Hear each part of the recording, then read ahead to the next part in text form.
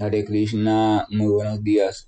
Namo Vishnupadaya Krishna Prestaya Bhutale Srimate Bhaktivedanta Swaminiti Namine Namaste Saraswate Deve Gauravani Prasharine Nirvisesa Sumyabadi Pachatya Deshatarine Jaya Sri Krishna Chaitanya Prabhu Nityananda Sri Advaita Gadadhara Rivasadi Gaura Bhaktavrinda Hare Krishna, Krishna Krishna, Hare Hare, Hare Rama, Rama Rama, Hare Hare. Hare Krishna reiterado. Vamos a continuar con las reflexiones sobre fragmentos de Harinama Chintamani. Vamos a recordar que estamos tratando sobre la primera ofensa al canto del santo nombre o la crítica al Vaishnava o al sadhu o a aquella persona que está completamente entregada al Señor Supremo, o al menos tiene en su corazón el deseo y la sincera intención de entregarse cada vez más. Decíamos ayer que hoy ya debemos terminar con esa ofensa, en la cual nos hemos detenido varios días por su importancia. Entonces, dice el fragmento, dice lo siguiente, el fragmento inicial dice lo siguiente. Entonces una persona que quiere avanzar no se entregará a la crítica al devoto, sino que se asociará, escuchará y servirá al sadhu. O sea, la recomendación, generalmente la persona materialista o aquella persona pseudo devota, lo que hace cuando se encuentra con un espiritualista sincero, un devoto sincero, que muestra una vida de fe, que muestra una vida de entrega, que muestra una vida mansa, generalmente lo que hace es cuestionarlo, criticarlo, muchas veces incluso burlarse de él, o muchas veces incluso aprovechar de su bondad y explotarlo. O sea, hace de todo menos aprovechar a esa persona en el sentido del avance espiritual, porque esa es la mentalidad materialista. Es como usted a alguien le dé algo que es con un fin específico. O sea, por ejemplo, le da un alimento y él lo usa para cualquier cosa menos para comérselo. Entonces lo mismo, el devoto está allí está la persona que está entregándose sinceramente al Señor, pero el necio con su ceguedad simplemente ve el contraste que hay entre él y esa persona, y él no puede comprender que esa persona es el tesoro, es la lumbrera que está contribuyendo a arrojar un poco de luz en este oscuro mundo. Entonces, como él no comprende eso, él simplemente lo que hace es reírse o menospreciar a esa persona e incluso alentarla para que se aparte de ese modo de vida que ha escogido. Pero la recomendación de la Escritura es la contraria. Vamos a recordar que las recomendaciones de la Escritura no son para que la vida en este mundo sea diferente, o sea peor, o sea mejor, o no. La recomendación de la Escritura es para solucionar por completo el problema, o sea, escapar por completo, trascender por completo la conciencia de vida materialista. Y esas escrituras explican que una persona que quiera avanzar en el sentido espiritual, incluso en el material, no se entregará a la crítica, o sea, no se debe dedicar a la crítica, ni menos de un devoto, sino que más bien se asociará con él, o sea, tratará de buscar su compañía, escuchará, o sea, tratará de escuchar todo lo posible y sin ser hostil, o sea, sin tratar de discutir en esa escucha, y tratará de servir todo lo posible. Por eso se dice que al maestro espiritual se le escuche con sumisión y se le sirva, buscando la misericordia y el agrado, porque cuando él sienta agrado en el servicio nuestro, entonces él nos otorga su misericordia, y su misericordia es simplemente que nos da más conocimiento sobre Dios, nos da más bhakti, nos da más amor. de Dios. Continúa diciendo, de ese modo, entonces se debe evitar la asociación frecuente y regular con los no devotos, ya que esto suele producir irrespeto por los devotos. Evidentemente, ¿verdad? Uno va asimilando aquello con quien más asocia. Como dice el refrán, dime con quién anda y te diré con quién eres. Eso es fácil de ver. Usted pone un niño en la escuela y lo asocia con un grupo de niños específicos, y a los días ese niño va a estar hablando, comportándose y deseando lo mismo que esos grupos de niños normalmente desean. Lo pone con otro grupo de niños y cambia hacia la tendencia del otro grupo de niños. Entonces lo mismo pasa si yo quiero avanzar espiritualmente, pero no me asocio con ninguna persona que tenga tendencia espiritual ni intereses espirituales. Va a ser muy difícil que yo me mantenga en esa tendencia, y si me mantengo va a ser muy difícil que yo avance. Pero si yo trato de, cuando yo pueda, vincularme, relacionarme de alguna forma directa o no directa con algunas personas que también estén en el mismo sendero, en el mismo intento. Cuando hablo del mismo sendero me refiero al sendero del avance hacia Dios, haciendo el mismo intento sinceramente. Entonces va a ver cómo mi avance es más fácil, o al menos es mucho más motivado. O sea, me es más fácil también mantener mi estado de fe. Entonces siempre hemos dicho, no se trata por supuesto de ahora no, yo voy a rechazar a todo el mundo que de una forma u otra no tenga relación con lo que yo estoy practicando. Recuérdese que alguien puede practicar según una doctrina determinada, que no sea la doctrina que usted sigue o la filosofía que usted sigue, pero sin embargo tener una relación profunda con el Señor, y hasta una relación personal, o sea, concibiendo al Señor con una persona y ser muy querida por el Señor.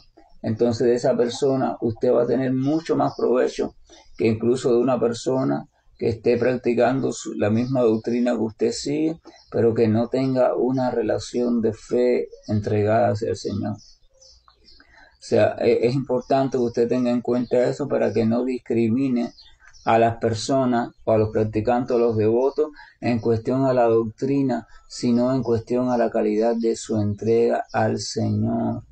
Su entrega sincera al Señor. Por supuesto, esta entrega sincera tiene que estar sustentada sobre algo veraz, o sea, la escritura que sigue, los preceptos que plantea con respecto al Señor, ¿verdad? Tienen que estar bien comprobados, tienen que ser reales. Si son reales y entonces su entrega es así sincera, entonces usted se beneficia mucho de asociarse con esa persona.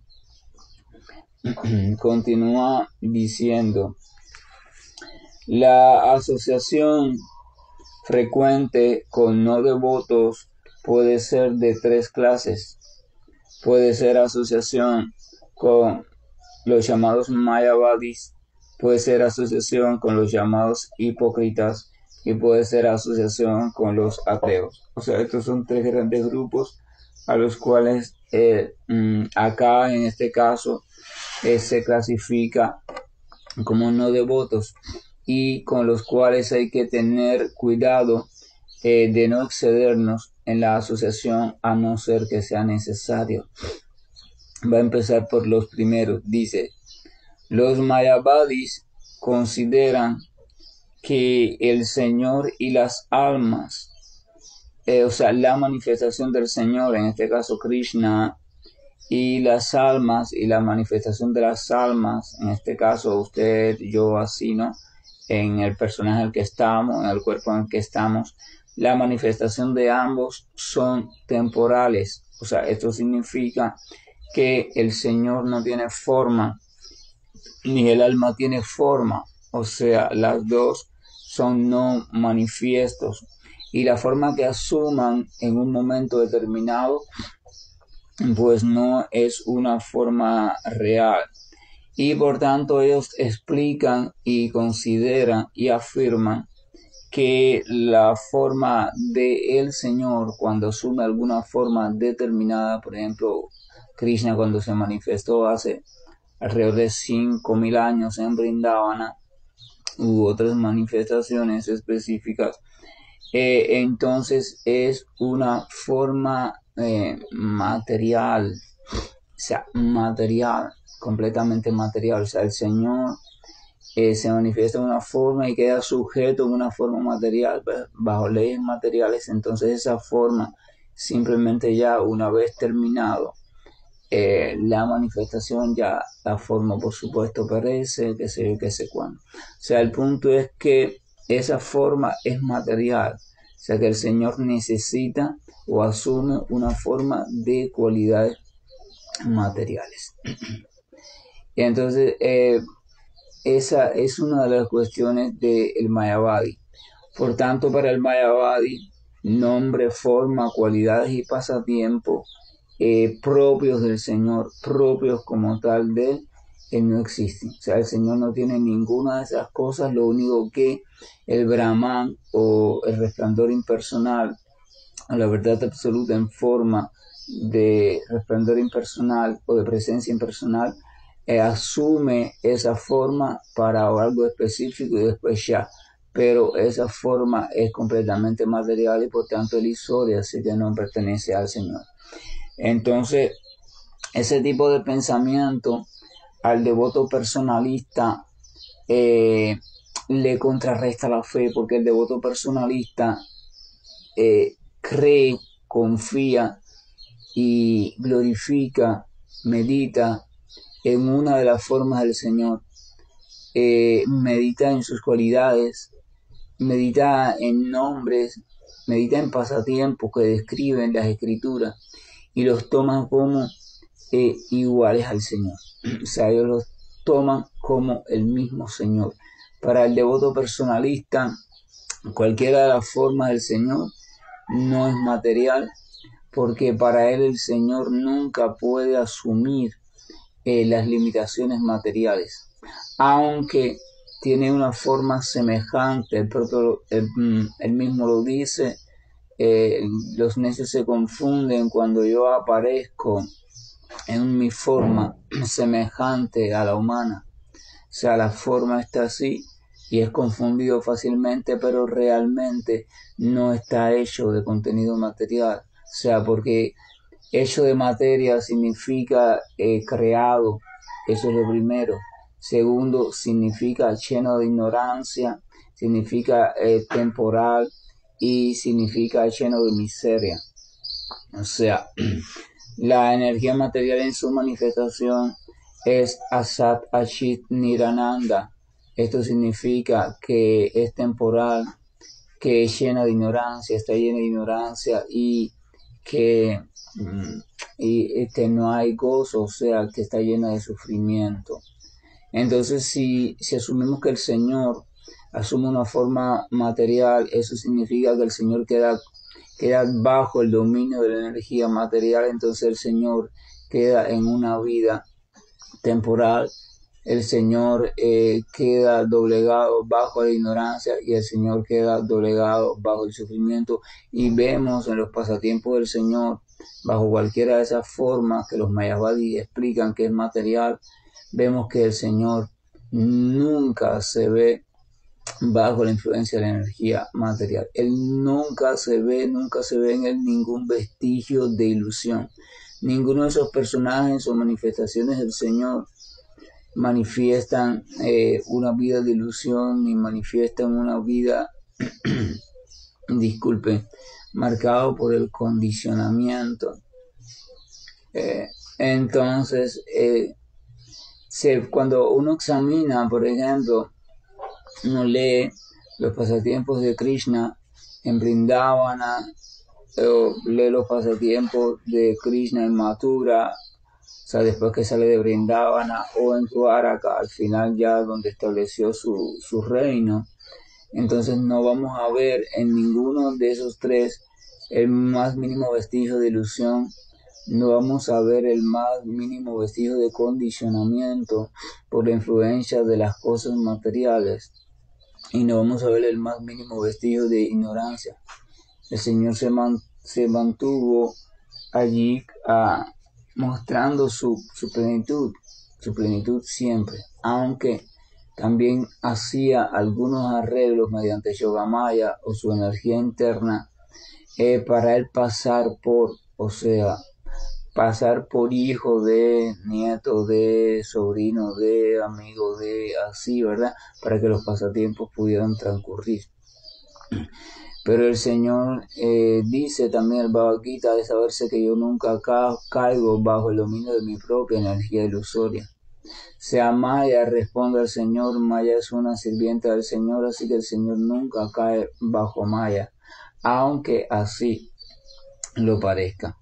Entonces, familiarizarse demasiado con ese tipo de teoría lo único que hace es confundir la fe del devoto personalista, se disminuye la fe y por tanto disminuye toda fe en el canto del santo nombre, porque el canto del santo nombre parte del punto de convicción de que el nombre del Señor y el Señor son lo mismo, y de que el Señor sí tiene nombre, y esos nombres son eternos y eternamente le acompañan. Después menciona el segundo tipo, los hipócritas. Los hipócritas son aquellos que fingen ser devotos, aunque su devoción no es verdadera, ni su renunciación en el caso de los monjes es tampoco verdadera. O sea, está hablando de la pseudo devoción, y vuelvo al punto, no se está refiriendo a ningún camino específico, sino pseudo devoción. Aquella persona que aparentemente, ya sea por el lugar al que ella asiste, por la forma en que viste, por la forma en que habla, por los atributos que tiene colocados sobre su cuerpo, o por las cosas que tiene en su casa, o por los libros que lee, o por lo que sea, esa persona da una apariencia que cualquiera no la mira, wow, una apariencia de devoción, una apariencia de seguimiento al Señor Supremo. Sin embargo, esa persona en verdad en su corazón no le interesa para nada avanzar en el sendero de la espiritualidad, porque ella simplemente lo que le interesa es recibir los beneficios burdos o sutiles que ha ido encontrando con esa imagen de devoto o de falso devoto, ya sea beneficios de reconocimiento, ya sea beneficios materiales, ya sea beneficios de ciertas asociaciones, cosas así, pero lo que menos le interesa es la relación con el Señor Supremo.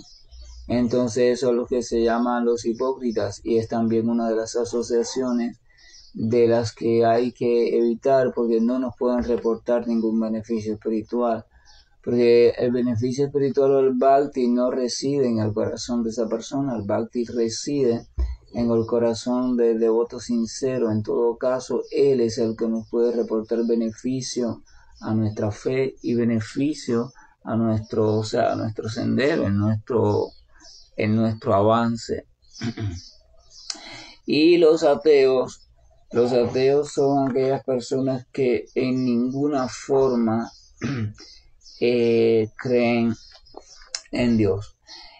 Hay dos tipos de personas que pueden explicar no creer en la existencia de Dios, ¿verdad? O usted puede ver que simplemente no hablan de Dios o no creen en la existencia de Dios. Está primero aquel que desconoce la posibilidad de que Dios exista, o sea, nunca ha tomado, nunca le han predicado de manera adecuada o no le han dado la información, ¿verdad? Por tanto, ese desconoce, y entonces ese simplemente, como desconoce, rechaza la posibilidad de la existencia de Dios, y de hecho no tiene ni la noción de que pueda estar. Y está el otro que sí conoce porque se le ha predicado de modo adecuado o ha leído, qué sé yo, qué sé cuándo, y aún así está situado en la postura de que él, él rechaza la existencia de tal Dios. O sea, él no cree que exista un personaje o una personalidad superior. Muchas veces también tenemos a una persona aparentemente atea, o sea, tenemos una persona que por sus propias costumbres, crianzas o tradiciones, incluso por su propia, a veces, noción de no romper con algunos códigos personales de él o de ella, y entonces externamente dice o se manifiesta cuando le preguntan, dice que no, que él no, que él prefiere no creer. Esta persona no se muestra hostil con los religiosos, no los ataca, no se burla, no nada. Al contrario, simplemente dice que no cree en Dios. Pero también, sin embargo, con frecuencia se adivina o se puede percibir en esta persona un corazón lleno de buenas cualidades. Y dentro de estas buenas cualidades vamos a encontrar muchas veces también misericordia, compasión, paciencia, humildad, sencillez, cierta tendencia a la sensibilidad, cierta tendencia a apoyar incluso cuando algún familiar o esposo, esposa, hijo, hija, nieto, nieta, si muestra alguna práctica religiosa, bueno, si hay que apoyarlo en algo, se le apoya. Entonces vemos que esta persona no es, o sea, es ateo porque dice que es ateo, porque es atea, pero en verdad tiene cualidades que hablan de que de un modo u otro ha guardado en el pasado o guarda en el presente de manera particular en el corazón una cierta noción de la existencia de Dios y hasta quizás una cierta recurrencia a Él en determinados momentos. El ateo del que se habla aquí es del ateo que es hostil al Señor. O sea, el ateo a que decide simplemente no creer en la existencia del Señor y por tanto cualquiera aquel que hable del Señor, la existencia del Señor, él se burla, lo ataca o algo así. Entonces ese ateo es el del cual se está diciendo que aquel que quiera avanzar espiritualmente debe, debe cuidarse de no relacionarse mucho con ese tipo de persona. Y al otro simplemente uno tampoco debe de reincidir mucho en predicarle ni en nada de eso, al contrario, uno sigue con con su práctica, uno sigue con su escucha, con su lectura, con su transformación de vida. Ya con nuestra vida tenemos bastante para transformar, la transformación de la vida. Seguimos tratando de ser cada vez mejores personas, ¿verdad? Y, y nuestra propia vida se supone que a su debido tiempo va a ser la mejor prédica. Si esa otra persona se siente atraída, a su debido tiempo ella va a preguntar o va también a sumarse poco a poco, y si no se siente atraída igual, mientras que todos se mantengan integrados, funcionando armónicamente, cada uno con su forma de ver las cosas, pues no hay problema. No todo el mundo tiene que seguir una práctica determinada, ni tiene que ni siquiera seguir una, una práctica. Entonces continúa diciendo, estos tres tipos de personas pueden proclamar que son devotos y ser aceptados incluso por la gente como devotos, pero debe saberse que en verdad no lo son. Por tanto, el no pasar demasiado tiempo con ellos, cuando uno decide no pasar demasiado tiempo con ellos, no está cometiendo ninguna ofensa.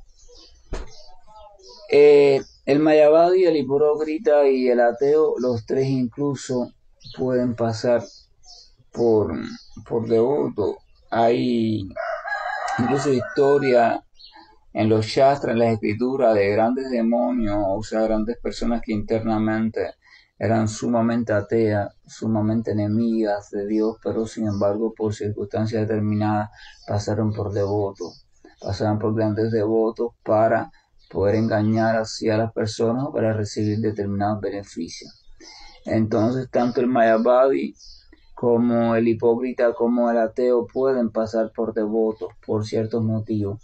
Pero si uno se da cuenta que en verdad no hay devoción en esa persona y que no son devotos y uno deja de asociarse con esa persona, o si tiene que hacerlo obligatoriamente, pasa el menor tiempo posible sin crear muchos lazos de sentimientos con respecto a ella, entonces debe saberse que uno no está cometiendo ninguna ofensa. Sin embargo, cuando uno deja de asociarse con un devoto real, y lo critica o lo cuestiona y aleja de esa asociación, entonces uno sí comete una ofensa contra el santo nombre. Eso sí afecta a nuestro canto. Pero al alejarnos de compañías no favorables no es una ofensa contra el canto del santo nombre, sino más bien es un cuidado, una forma de cuidar nuestro cultivo del canto de los santos nombres, porque nos ayuda a que nuestro canto siga cultivándose de modo lo más favorable posible. Usted tiene que tratar a su canto como trata a su hijo pequeño o a su hijo grande, incluso cuando usted lo sienta y le dice: mira hijo o mira hija, yo quiero darte un consejo de todo mi corazón y basado en mi experiencia. Yo soy una persona mayor que tú, por tanto tengo un poco más de experiencia de la vida. Mira, yo he visto y he escuchado incluso muchos comentarios sobre tal persona y sobre tal persona, y yo estoy viendo que tú estás pasando mucho tiempo con ese grupo de personas. Entonces tú eres libre y yo quiero, tú uses tu libertad, pero solamente quiero aconsejarte que seas prudente, que tengas los ojos bien abiertos, porque yo no quisiera que tú, por exceso de esas influencias, tomes caminos que te hagan una persona mal vista por la sociedad o te haga una persona que te deteriores en tus valores humanos. Yo quisiera que tú tomaras un camino recto. O sea, la madre le habla así, el padre a su hijo, ¿verdad? Cuando está en ciertas compañías que ellas consideran no adecuada desde ningún punto de vista, o considera que van a guiar al hijo o a la hija por un camino desfavorable para el muchacho o para la muchacha. Entonces lo mismo tiene que pasar con el cultivo del santo nombre. El cultivo del santo nombre es el modo mediante el cual vamos cultivando o tratando de cultivar la plantita de la fe en el Señor, el amor por el Señor en nosotros. Entonces tenemos que vigilar nuestras asociaciones, vigilar nuestras relaciones, porque unas relaciones desfavorables mantenidas en el tiempo pueden echar por tierra todo el cultivo que con tanto trabajo hemos mantenido durante un tiempo determinado. Entonces uno a veces, por supuesto, va a venir la trampa de la pena. Va a venir la trampa de la pena. No, es que me da pena decirle que no a estas personas. Ellos siempre me están invitando, ellos me invitaron y siempre me invitan, y entonces yo ahora cómo les voy a decir que no si yo siempre voy con ellos. Y entonces ellos, está el otro que dicen: no, es que si no voy con ellos entonces se burlan de mí o empiezan a decirme: ahora estás en eso de la religión, ahora estás en eso del yoga, y ahora ya tú no quieres salir con los amigos, tú eres un mal amigo, se viene la burla. O sea, hay diferentes trampas que la mente va realizando para que usted no abandone las compañías desfavorables. Pero usted tiene que llegar un momento en su vida de madurez en que usted tiene que sentarse y preguntarse: ¿qué es lo que quiero realmente en mi vida? ¿Qué es lo que quiero realmente en mi vida? Y en base a lo que usted quiere realmente en su vida, con determinación también preguntarse: ¿qué es aquello que me es favorable para lograr esa meta y qué es lo que no me es favorable? Y si usted quiere desarrollar y alcanzar el amor por Dios de modo verdadero, entonces usted tiene que ser serio y resistir cualquier cosa que le puedan decir después, y siempre recordar en su corazón que esto lo usted está haciendo por su bien. Entonces usted decide retirarse de ciertas compañías, retirarse de ciertos ambientes, retirarse de ciertos lugares. No significa que usted es mejor que esas personas. Simplemente significa que allí usted no está encontrando algo que le sea favorable para su avance espiritual, que usted lo ha puesto como una meta importante en su vida. Ahora, ¿qué pasa? Usted no solo se retira de ahí, sino se va asociando a lugares que le sean favorables. Porque si usted se retira de los lugares esos que usted frecuenta, pero no se inserta en nuevos lugares, entonces usted se va a quedar aislado y va a sentirse débil, triste, solo. Usted tiene que reemplazar. O sea, yo voy dejando de frecuentar este sitio, pero voy comenzando a frecuentar aquel sitio donde se hablan de tales temas, o la persona tiene otros valores, tienen otra educación, o son más mansas, o son más humildes, o me ayudan más a fortalecer mi fe, ¿verdad? Entonces usted no va a extrañar el sitio anterior, porque usted tiene un sitio que lo reemplaza, incluso que le ofrece algo que el sitio anterior a usted no le ofrecía. No se trata de quedarse aislado ni quedarse solo, sola, porque eso también es una trampa. Se trata simplemente, no es que usted no tenga compañía, sino que usted diga, wow, es importante que yo revise mi compañía, y es importante que revise a ver con quién paso la parte de mi tiempo. O sea, eso es importante. La entidad viviente necesita relacionarse, compañía, necesita actividad, necesita una cuota de diversión, necesita responsabilidad, necesita lazos, sentimientos, emociones, todo eso son cosas naturales. Ahora lo que tiene que administrar o tiene que aprender desde el conocimiento a cómo encausa todas esas potencialidades. O sea, ¿cuáles son las compañías más favorables, los espacios más favorables? Esos favorables los que realmente me traen bien, me traen verdadero bien. El conocimiento más favorable, la información más favorable, la forma de pensar más favorable, todo esto. La persona inteligente piensa en lo más favorable. Lo más favorable, o sea, lo que es bueno para mí. ¿Cómo es posible que alguien con inteligencia vaya a desear lo que es malo para sí? ¿Verdad? Nadie desearía lo que es malo para sí. Entonces lo mismo pasa con lo espiritual, o sea, lo que es bueno para mí. Al principio es difícil por estos obstáculos que les mencioné anteriormente, de que quizás alguien siente vergüenza, de que bueno, que me digan que yo estoy cambiando mucho, que esto, que aquello, pero yo tengo que ser firme. Y si sé que el cambio que estoy implementando en mi vida es un cambio adecuado, conforme al conocimiento, incluso un cambio recomendado por varias personas que están establecidas correctamente en el Señor, entonces yo tengo que dar este paso. Yo no puedo quedarme pensando, coño, que si los demás se burlan de mí, que no, yo tengo que dar este paso. Yo voy a atreverme a dar este paso porque la vida es corta, el tiempo se me está yendo, y cuando vengo a ver la muerte llegó y yo voy a estar todavía en la indecisión. Yo tengo que dar este paso, y entonces uno comienza a encaminarse. No para demostrarle nada a nadie, sino por uno mismo, internamente.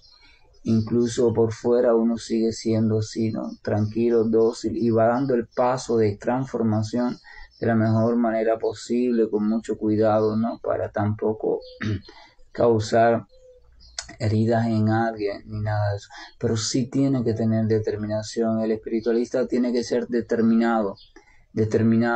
Aunque al principio sea difícil. Vamos a recordar, Bhagavad Gita explica que aquello que al principio es amargo, resulta amargo, pero después al final resulta dulce, ¿verdad?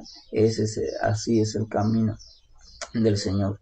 Al principio siempre abandonar los viejos hábitos, las viejas compañías, siempre resulta difícil, porque hemos establecido dependencias, lazos, identificaciones, nos sentimos parte de, ¿verdad? Siempre resulta amargo, difícil, trabajoso, pero si somos capaces de sobrepasar eso, entonces después resulta en algo dulce, porque después entonces cuando nos curamos de eso, vemos el beneficio que recibimos al haber salido de esa atmósfera, de ese ambiente, de esas compañías y habernos encaminado en un rumbo diferente, en un rumbo mucho más favorable.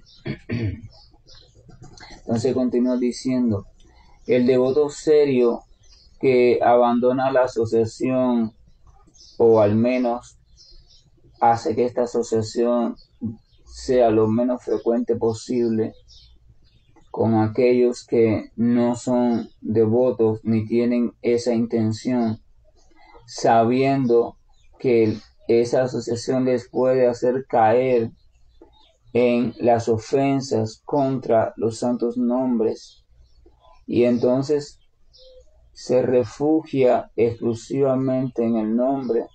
Ese devoto recibirá sin lugar a duda el tesoro de prema o de amor puro por Dios.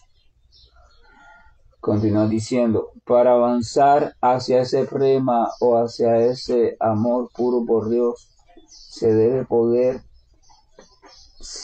saber distinguir entre el devoto y el no devoto. Evidentemente, ¿verdad? Eso hay que aprender a reconocerlo, porque ¿cómo yo voy a saber cuál compañía me es favorable y cuál no me es favorable si yo no sé distinguir entre una persona devota realmente y una persona no devota? O sea, si yo no sé distinguir al hipócrita, si yo no sé distinguir al mayavadi, si yo no sé distinguir al ateo hostil, si yo no sé distinguir a esas personas y no sé distinguir al verdadero devoto, entonces ¿cómo yo puedo seleccionar mi asociación? ¿Cómo yo puedo decir, oh, me tengo que ir saliendo de este ambiente o de este espacio? O cómo puedo decir, mira, quisiera irme integrando a este ambiente o a este espacio. Entonces es necesario el conocimiento de la diferenciación. Y además porque ese conocimiento me va a cuidar de cuando identifique a un devoto, no cuestionarlo, no criticarlo. Pero si yo no sé identificarlo, entonces ¿cómo yo me puedo liberar de esa ofensa? Y termina diciendo, uno debe evitar la crítica al devoto y en vez de eso uno debe buscar, desear, anhelar su asociación y alejarse de la asociación del no devoto. Y ahí termina entonces la parte relacionadas a la ofensa al Vaishnava o al sadhu, o sea, la crítica, realizar crítica al Vaishnava o al sadhu. De todo esto lo más importante, ¿qué es un Vaishnava? ¿Qué es un sadhu? Aquella persona que está entregada completamente, exclusivamente y que depende únicamente de la suprema personalidad del Señor. Y por tanto y demás, ese es el Vaishnava. El Vaishnava transcurre por varias etapas, desde la etapa más neófita hasta la más perfecta o pura, pero en todas esas etapas hay en su corazón un deseo de refugiarse por completo en el Señor. Lo único que su fe y su conocimiento se van perfeccionando y en virtud de eso es que va cambiando de etapa. Pero ya desde que hay un deseo sincero de refugiarse únicamente en el Señor, ya se debe tener por Vaishnava. Desde aquel que canta una sola vez el santo nombre con el deseo de refugiarse en ese santo nombre, se debe tener por Vaishnava. No está perfectamente situado, pero ya lo está intentando. Entonces cualquier crítica o burla que uno haga hacia esa persona destruye nuestro avance espiritual y por tanto hay que cuidar de ese cultivo, de ese avance. Y una de las formas de cuidarnos es alejarnos de aquellos que no tienen el más mínimo interés por el Señor Supremo y que peor aún muestran aparentemente que sí lo tienen, porque eso podría destruirnos por completo también. Entonces ahí está el mayavadi, el hipócrita y el ateo. Entonces Haridas Thakur básicamente describió a grandes rasgos, habló también sobre el Vaishnava casado, ¿verdad? Como uno no era un impedimento, la familia, siempre y cuando, por supuesto, también fuéramos capaces de, en medio de la vida familiar, mantener con regularidad nuestra relación con el Señor Supremo a través del servicio devocional. Si somos nosotros solos, bueno, nosotros solos. Si hay alguien más en casa que le va gustando, se suma, entonces se lo debemos mostrar de forma ligera, o sea, no de forma brusca ni de forma dogmática, sino de forma ligera, para que le vaya encontrando también la parte atractiva y podamos ir haciendo de vez en cuando una práctica familiar o uno o dos, ¿verdad? Ya sea, no sé, o con los alimentos, o ya sea en una lectura por las noches, o cantando juntos rondas o yapa, o cantando juntos los santos nombres sin yapa, o sea, cantándolo una melodía determinada, o compartiendo un poco sobre algún pasatiempo del Señor Krishna, o disfrutando viendo una imagen donde Él está representado y tratando de ver sus cualidades y jugar a ver quién se acuerda de alguna cualidad o alguna historia de Krishna. Lo que se nos quiera ocurrir. Lo que se nos quiere ocurrir que de una forma u otra lleve nuestra mente al Señor Supremo y siempre en nuestro corazón no dejar que pase ni siquiera un día sin que le oremos al Señor Supremo para que por favor nos fortalezca y nos ayude a permanecer fieles a Él, ¿verdad? Los otros días estaba conversando yo con unos testigos de Jehová, amigos míos, y yo soy amigo de todos y sobre todo de las personas que están siguiendo al Señor Supremo. Y estas personas, entonces, estos dos amigos míos, me estaban leyendo un fragmento de la Escritura donde habla sobre el rey David. El rey David regresaba de una contienda, de una batalla con sus leales hombres. Vamos a recordarle, rey David fiel al Señor, fiel a Jehová, regresaba de una batalla y cuando regresó se encontró con un panorama muy triste, que es que el otro enemigo, o sea, mientras que él estaba en batalla con un enemigo, otro enemigo aprovechó y sitió su castillo donde estaba su familia y sus hijos, sus mujeres y las mujeres de sus hombres y sus hijos y se los llevaron presos, los secuestraron. Entonces cuando el rey David regresó victorioso de una batalla con sus hombres, se encontraron con eso. Su familia había sido raptada y la de sus hombres también. Entonces todo el mundo cayó con una gran tristeza, una gran melancolía. Oh, imagínense usted que usted llega a su casa y su familia no está, el enemigo suyo la raptó. Entonces David se desplomó, mucha tristeza, dolor en el corazón y también sus hombres. Entonces sus hombres comenzaron a culpar a David, o sea, al rey, a David, por haberlos llevado a la batalla aquella, mientras que por acá perdían a su familia. Y por la tradición judía, por la ley judía, querían apedrearlo, querían lanzarle piedra, porque lo consideraban el culpable. Sin embargo, ¿qué hizo David? David enseguida pudo haber reunido a los hombres e ir a luchar, a buscar a su esposa y a sus hijos y a las de los hombres. O pudo haber hecho cosas así, ¿verdad? Sin embargo, lo primero que hizo David, o pudo haberse entregado a sus hombres, sí, yo soy culpable, apedréenme hasta matarme, pero no hizo nada de eso. Lo primero que hizo David fue caer de rodillas y orarle al Señor, o sea, recurrir al Señor Supremo, oh Jehová, y plantearle la situación y el problema y el dolor que estaban sintiendo él y sus hombres. Eso es lo que hizo el rey David y eso es lo que hace el devoto puro del Señor. En todo siempre recurre al Señor de primero. No es que no hace más nada, es que recurre primero al Señor de primero y confiando en que el Señor le va a dar buena orientación y sabiendo que sin el Señor, si no cuenta con el Señor, no podrá tomar una decisión correcta. Y entonces después de eso es que tomaron una decisión en función de la dirección que el Señor les dio, o el Señor les dio. ¿Por qué le hago esta historia? Porque eso es una cuestión importante. Debemos de anhelar que en nuestra vida siempre nos acordemos en toda circunstancia, por muy perturbadora que sea, de recurrir al Señor, en las buenas, gozosas y felices circunstancias, y en las difíciles y terribles circunstancias también.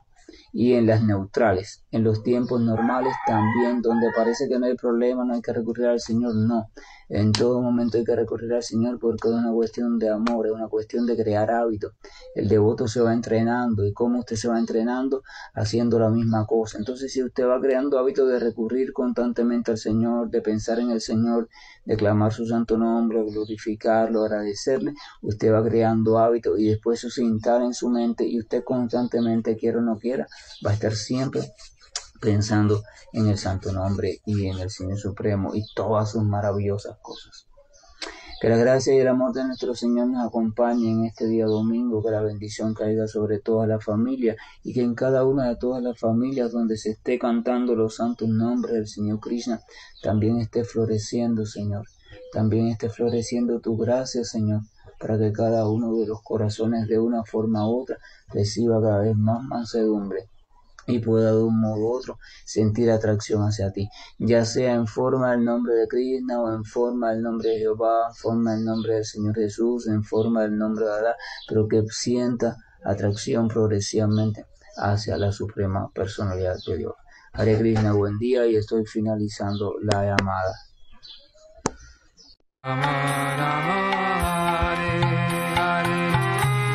Hare Krishna,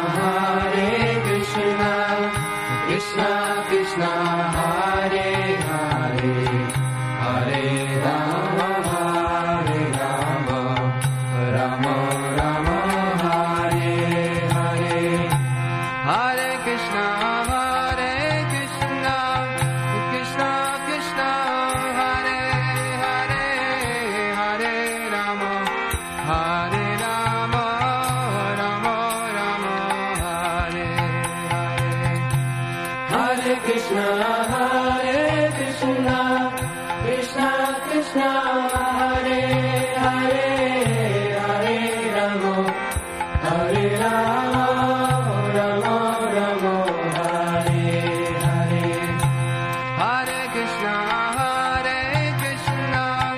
Krishna Krishna, Hare Hare, Hare Rama, Hare Rama, Rama Rama, Hare Hare. Hare Krishna,